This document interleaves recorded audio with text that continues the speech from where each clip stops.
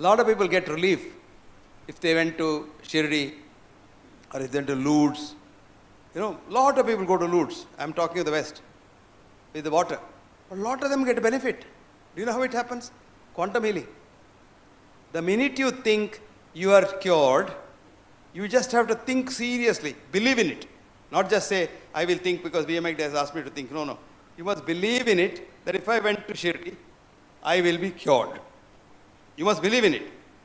And then what happens is, the quantum healing starts. What is in quantum physics? Your body is not your body. Your body is energy. Energy is matter, matter is energy, which is called a-duality in quantum physics. The man who found out, Hans-Peter Dürr, who was till recently my co-editor in our journal, fascinating old man.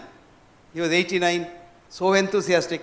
He doesn't carry a cell phone because he believes nuclear energy is very bad. He's a nuclear scientist. And he goes all over the world, and his wife doesn't know where he is. So she'll occasionally call me, do you know where Peter? I have lost him. 2 months he is not there. He said he is going to China, and now they say he is with you. Where is he? She doesn't know. Such a nice girl, I tell you, his wife. So this fellow, ultimately, when he died, he had cancer. 15 years he had cancer. He never took any treatment.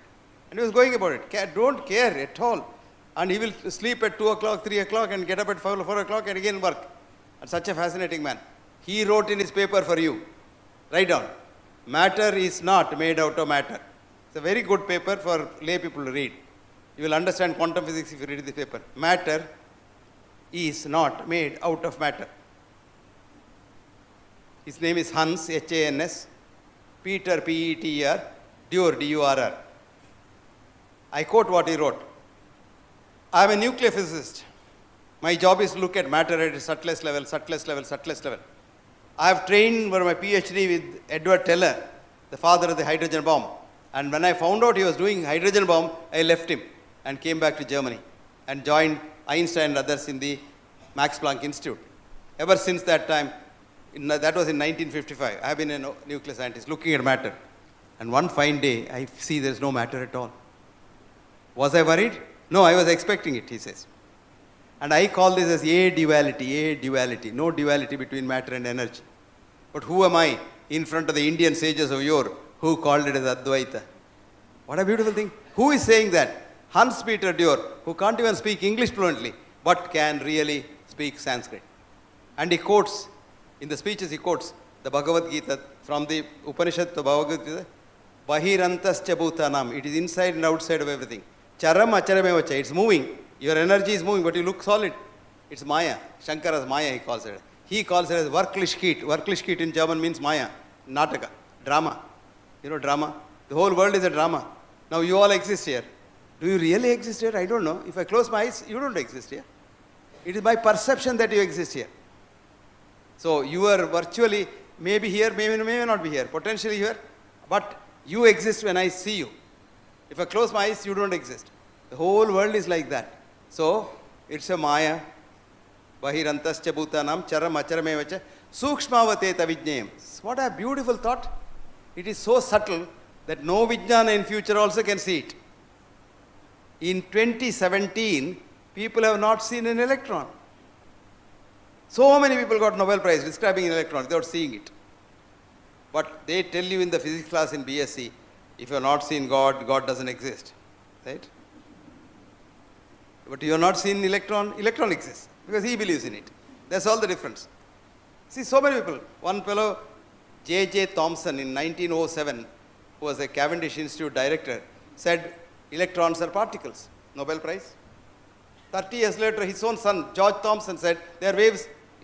Again, Nobel Prize. So everybody got Nobel Prize. Ultimately, the one boy who really did it was Werner Heisenberg. He said, uncertainty principle.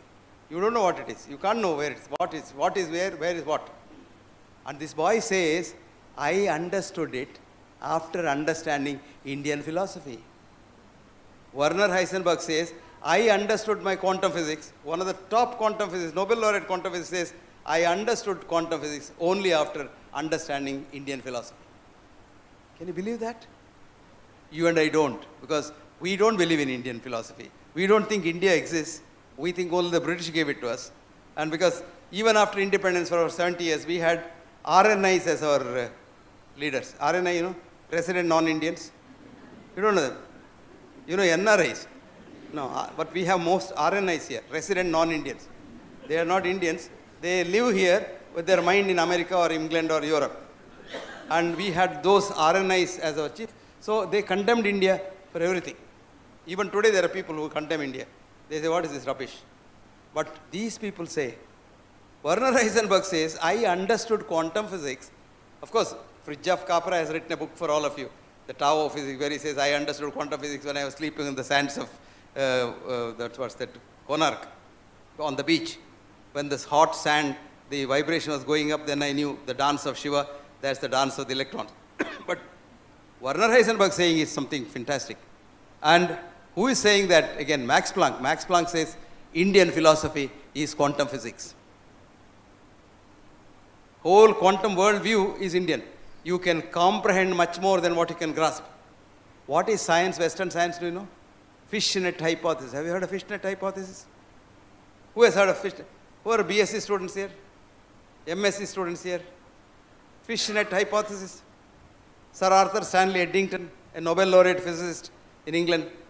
You know, madam? You know? You said you raised your hand. Dufatta? No. Ichthyologists means fish specialists, wanted to study fish. So went to the sea, caught fish, took their laboratories and used the vernier caliper, this, that, and measured the fish up and down, down below, produced evidence to say that all sea fish should be more than 2 inches in length. Why? Their net had that hole. So after 10 years, another group of ichthyologists went to the sea with a different net, with a smaller hole, that caught even half an inch fish. So they said all sea fish is half an inch. That's another hypothesis. This is called fish net hypothesis. So Western reductionist science is so reductionist, it doesn't know what's happening on the other side of the room. And that's called fish net hypothesis. It's a very important hypothesis in science. And Arthur Stanley Eddington is a big man. He got the Nobel Prize thanks to our friend, who is that? Einstein. He was Einstein's friend. Because Einstein's theories were all proved wrong by 16 experiments. But only this fellow said, no, I am going to repeat that experiment. And he alone did the experiment, said Einstein is right, Newton is wrong. So Einstein said, okay, this fellow must get a Nobel Prize. So he had the curve, or he got. So that's the story of our friend Stanley Arthur Eddington, who said science is after all fish net hypothesis. So friends, in the quantum worldview, you see this whole world not as a reality, but as happenings.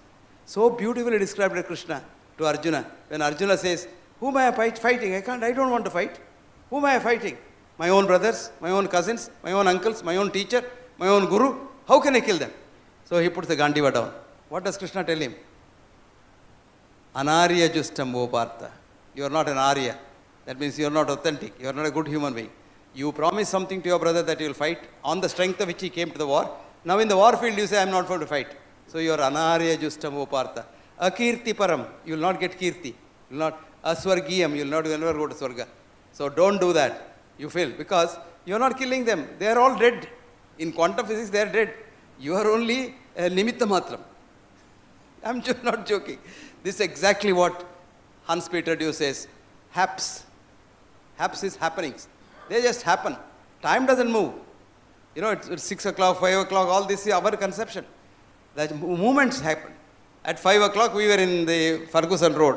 At 6 o'clock, I am inside this hall. That's how time has changed. But time is the same. My grandmother's time also, the same time happened. Same thing happened. But we think time is moving. Then, of course, ordinary physics is right. Time and this and that, and then write books and stories, nice stories, you all read and pay money. But real thing is, time doesn't change, we change. That's called entropy. And we should stop that entropy by what's called negative entropy, by evolution. And that can be beautifully done by meditation, yoga, and pranayama. What a beautiful thought. Pranayama, movement of prana, the life energy. And I saw a beautiful book in one of the American schools of yoga. There are about 43 schools. One school I happened to go for a lecture and saw a book written by the owner of the school. And she has written Usha Yoga. Usha is her name. So Usha Yoga. All kinds of yogas are there. Here also people have their names. And then she has written prana plus yama, pranayama. So I told her, don't bring yama into this. Change the book. Don't bring yama. Because of course, yama is all right for we doctors. You don't know that? Vaidhyarajo namastubhyam, Yamaraja sahodara. You are Yama's brother. It's a compliment. Because Yama is the only god who is very ethical. He kills the dog or the king the same way. Whereas all of us, king the separate death and dog the different death. No, Yama same. It's a compliment. But the next one is Yamastu harati pranan. Yama only takes life. Vaidhyo pranan dhananicha. You take life and money both.